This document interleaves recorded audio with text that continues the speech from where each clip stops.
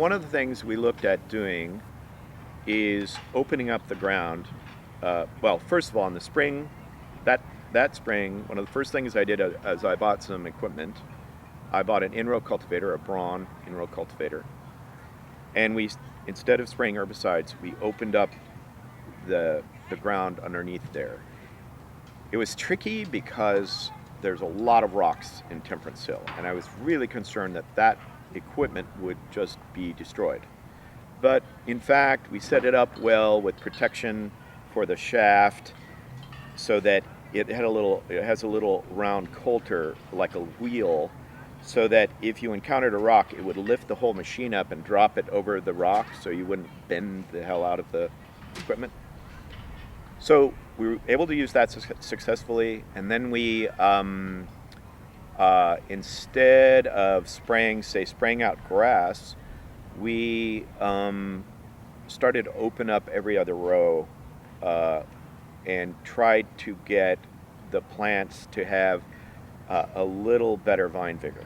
And so, but there's a balancing thing. Had we taken out all the cover, there was a bunch of reasons that we didn't want to do that. You could very quickly send it into over vigor and then have these giant vines and be fighting excessive vine vigor. So it's a balance thing. So a lot of the vineyard I went to an every other row cultivation regime, and I was very concerned about that because I thought, are we going to have problems with erosion there? And because there's some steep ground. So I got some silt fence to see if our methodology was causing erosion, because we could capture in the fall, if it was eroding, we could capture it and check the silt fence. And we worked with a soils guy at OSU to look at some of this stuff. And we made sure that in the fall we would have good recovery of cover crop in everywhere we were tilling. Part of what I like about a Braun in-row cultivator is it doesn't turn the ground underneath the plants to dust. It's not like you're tilling for a garden in a seed bed. We were tilling under there to undercut the weeds but leave the soil in pieces. So you undercut them, and it was like they'd go dormant.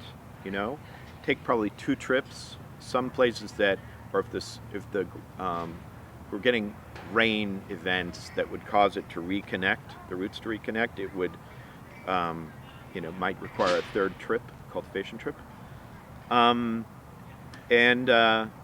We started to favor plants that kind of liked living in that, but would bounce back in the fall.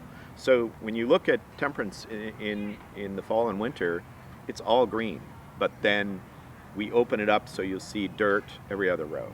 So that was one of the main changes I made very early.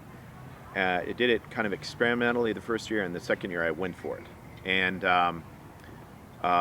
so we use disc as a primary till tool, and then we'll use a power harrow or a way to break up the surface dirt so it's not giant clumps, because when you disc it's very rough, it's like plowing. And so try to keep the tilling to a minimum, but do it smart so that we're not over tilling. Leave the soil in pieces that were larger. And that strategy has worked pretty well. We've achieved balance. If you go out there now, you will see that front block has this evenness along that entire canopy, top to bottom.